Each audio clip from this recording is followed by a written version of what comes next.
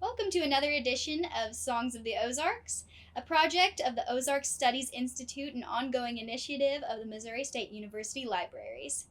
I'm Emily Flatness, and today's date is March 4th, 2022. Our special guest today is the Creek Rocks. This interview is occurring in Willard, Missouri. Welcome, Creek Rocks. Thank you. So, are you guys both Ozarks natives? I am. I was born in Springfield. My parents are from a little south of Springfield in the Christian County, Taney County area, Spokane, and a little place called Dry Holler is where my dad's from. And you're? I grew up in Batesville on the White River, so yes. Although officially, we'll say yes, but I was born in Little Rock, which is a little south of the Ozarks, and a lot of my family's from southern Arkansas, but we don't really claim them. So. Right. So, Technicalities don't exist there. Yeah. So, did any of your guys' relatives or ancestors play music? Yes. Quite a few of my family did. I know there was I believe he's one of my great-great-grandfathers. His name was J.W. Keithley, and he played the fiddle, and he could do a little dance. He could dance and play the fiddle at the same time, I've heard. I never got to meet him, unfortunately, but of course. But then also my paternal grandfather's played the fiddle and would provide entertainment for dances and things like that. And there was a lot of guys in that generation. A lot of his brothers did, and several cousins, including Bill Ballou. They called him Willie, and he was kind of, from what I understand, sort of considered probably the best fiddle player around in that area down by Bull Creek, and he was recorded by Vance Randolph back in 1942, I believe it was, and so that's neat to have that recording because of course I don't have much else from that time. So yeah, and then the next generation did a lot of singing going on, gospel singing, and all sorts of stuff like that. So it continues down to this day. We've got a very musical extended family, which is pretty neat. Our family did a lot of porch singing. I don't know that anyone played any instruments beside piano. But every family get together, there was cousin Reba Lewis at the piano, and everyone around in the living room singing, mostly hymns.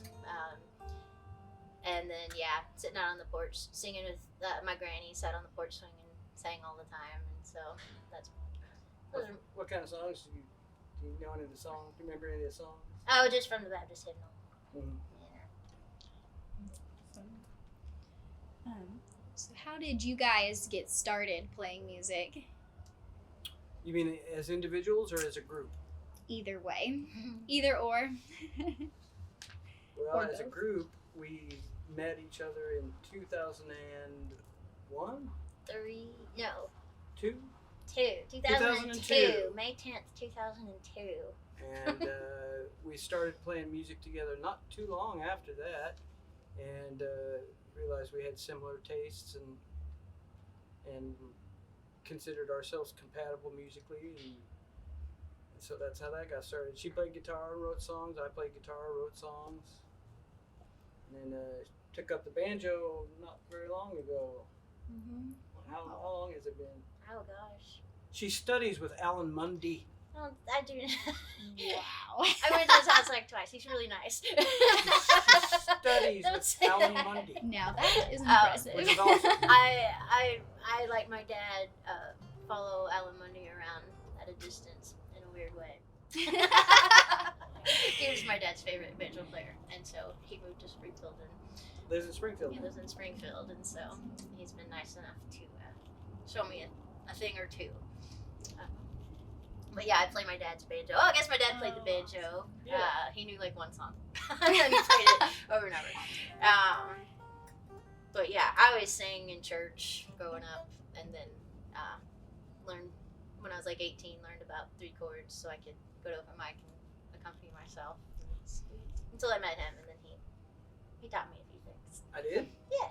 Well, thanks for saying so. You're like, don't do that. My parents were both musical people. My mom was she studied classical piano in college, and Dad played guitar, and he could play piano by ear. They were both the music team at the Baptist church where I grew up, and so there was a lot of music in our household. There was lots of instruments in our household, so it was a good place to grow up. Awesome. I need to stop. Oh no, that's the best part. What do you think differentiates the Ozarks region from other regions in the United States? Yeah, it's interesting because you go. I noticed, like, I've got a lot of friends in Fayetteville, Arkansas, and if I understand my geology correctly, like both cities are on the Ozark Plateau or the Springfield Plateau, kind of in Springfield, and then it kind of follows I-44 and dips down to the south into Arkansas and comes back around and catches like Fayetteville. But you can drive that drive maybe like 2.5 hours, but you step out of the car, it's more of a southern thing going on there, whereas we don't in our part of Missouri, we don't consider ourselves southern, of course, but we're Ozarkians, we're Ozark people, and yeah, it is different. There's definitely a difference. I'm not sure how to describe that difference, but it's there, you know. I heard someone say the best way to know if if a certain town is in the Ozarks is to just ask the people who live there, you know. And it's interesting how, like, for instance, some people south of the state line consider themselves very much people of the Ozarks, where their neighbors may identify themselves more as Southerners, you know. So, yeah. I'm not sure that answered your question. Definitely. All right. Trying to think of what, you know, I don't know. If you want to get specific, it comes down to real specific things, you know, like I never knew what greens or grits were until I was with her, because her family was greens and grits, and that never even came up in my family, you know. So there are differences, and it's really interesting that way. Musically, I could go off on that, but you probably you don't think you want that. I want everything. Yeah, it's a good question. Do you have your theory about how Ozarkers are just stick to it, and like how they're the ones that kept going from the Appalachians, you know, and like. Oh yeah, like. I've heard you go up on that before. Have I? Like, yeah, people who, like, for instance, my family. There was a guy named Pierre Bellew, spelled differently than I spell it, but he was a Huguenot. He's a French-speaking Dutchman, and he came over, and he was one of the first settlers of Staten Island, and his house is still there. It's a historical site, and they have live music, so I figure we're a shoe-in to play there. You're right. But then, you know, a lot of my family line kind of followed that same pattern that so many people did, who came from there, New York, and came down through Appalachia, Tennessee, and Kentucky, and ended up in the Ozarks. And I figure those were the most desperate people who, like, Appalachia was not a good enough hiding place, so they kept on going, you know. But the Ozarkers are the ones that kept going. They kept going. I don't remember saying that, but it sounds good to me. Yeah. I'll buy it. You've got a better reason to hide. So, what is the difference between playing here in the Ozarks region versus taking your music elsewhere into other regions? That's a good question. Recently, we went up north for the first time. We went to, like, Milwaukee, and where else did we go? Northern parts of Iowa, and anyway, not the Madison, Ozarks for sure. Madison. Yeah, St. Paul. Yeah. Minneapolis, or St. Paul, Minnesota. Yeah. Anyway, we went up there, and people were like, "What is this?" Really? Not in a bad way. No, they were really nice, but I think we kind of turn their heads a little bit, and they're like, intrigued. Right. Which around here we play, and everybody's like, Oh yeah. cool. Like they've heard it. Heard it a million times.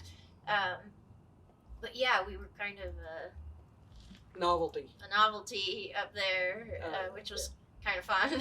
I call it the what the heck factor. Yeah. I don't always say heck, but yeah, it's just like when you go to a new place out of the Ozarks, a lot of people standing around going, just trying to figure out what's happening, And sometimes it takes a couple times, but yeah, they latch on eventually, and they're always good to us. I would say. Never been run out of town or anything like that. So. Not so Right. far. We played in Japan, which was interesting. Really?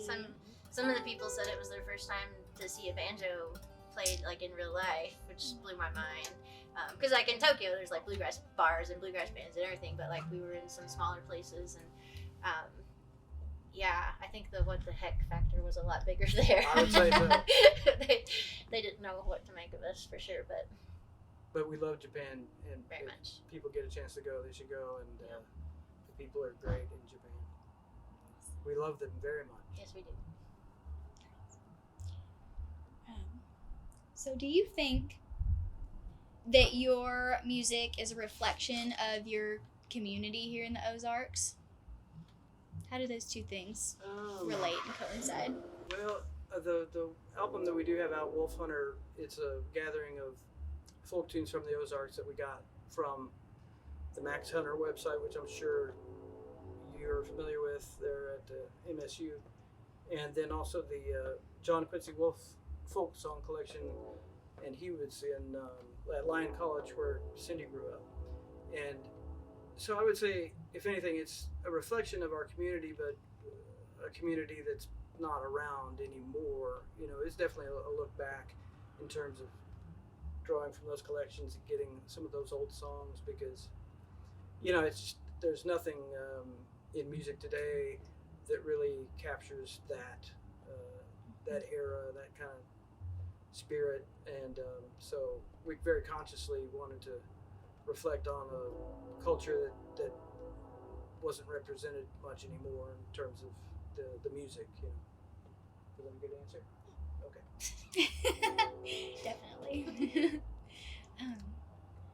Is there anything else?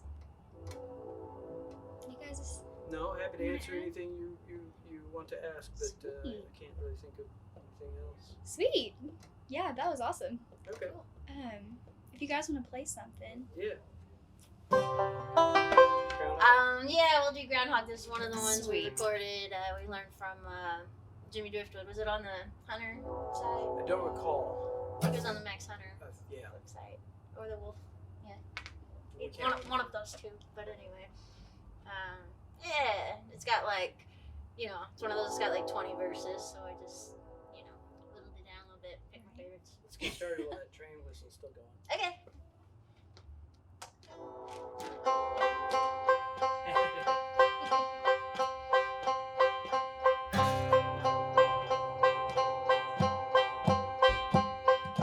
Shoulder my gun, call out my dog, groundhog. Shoulder my gun, call out my dog, groundhog. Shoulder my gun, call out my dog. Going to the mountain, wanna hunt a groundhog, groundhog.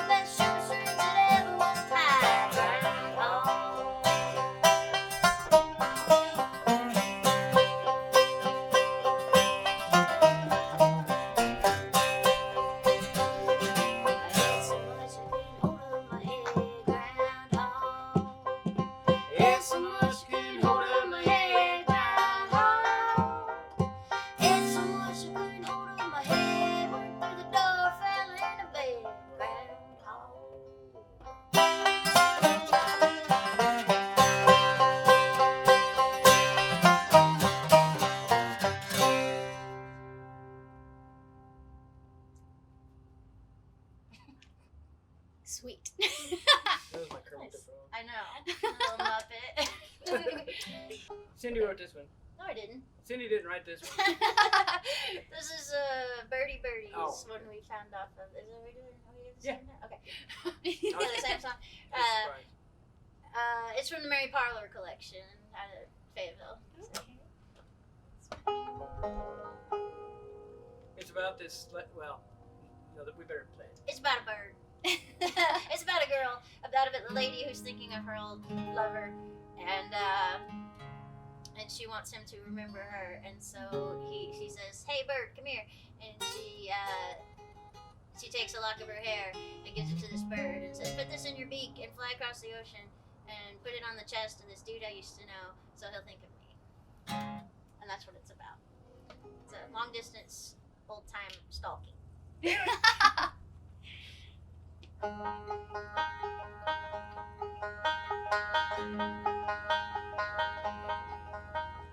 Fly across the ocean, birdie,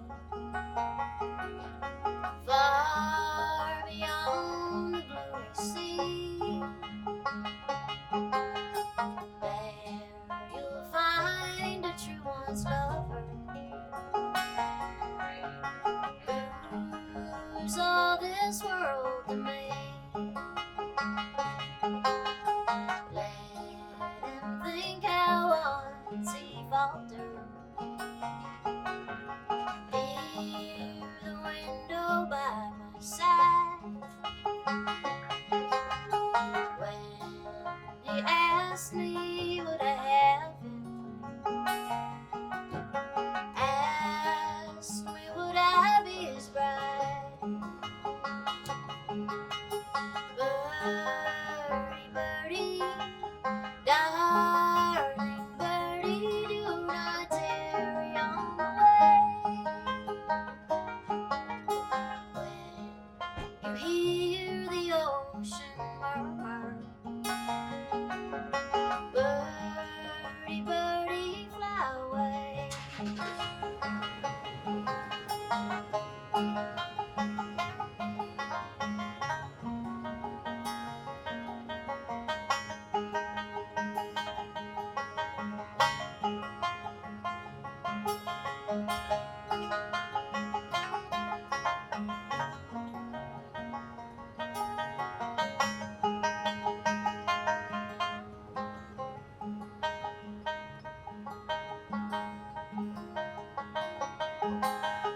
Tell him how my heart is aching, aching that it gives me pain, that my pride would not allow him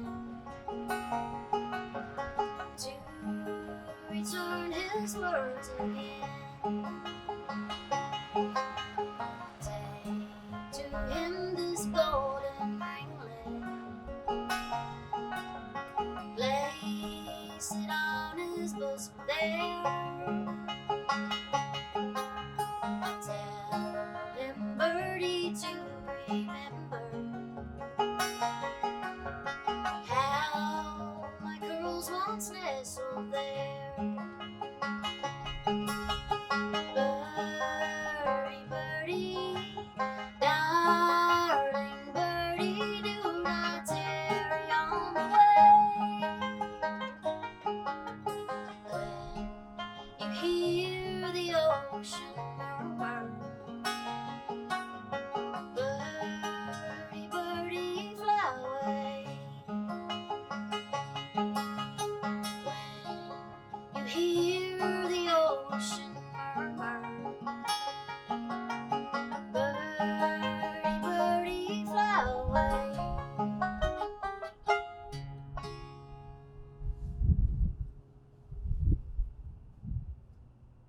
Good job. That was Wait, very did you nap? beautiful. No, Why not? no, definitely not. Who? Party pooper.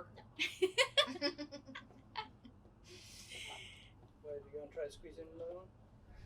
You want to sing that? Let's do wolves. Okay. Hit it! This one we learned from Bud Cash from Newport, Arkansas. And it's a song about being afraid that your girlfriend is being eaten by wolves. Eaten by wolves. By wolves.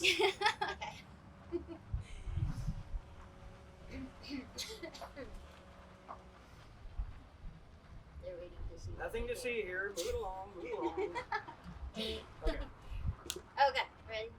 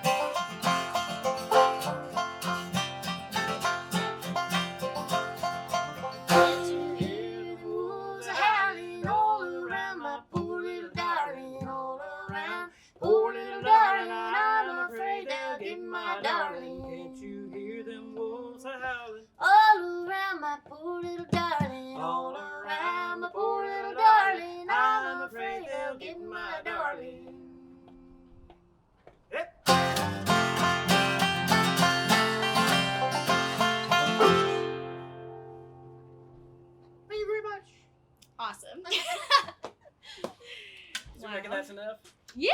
Oh, definitely more than enough. Cool. Thank you so much.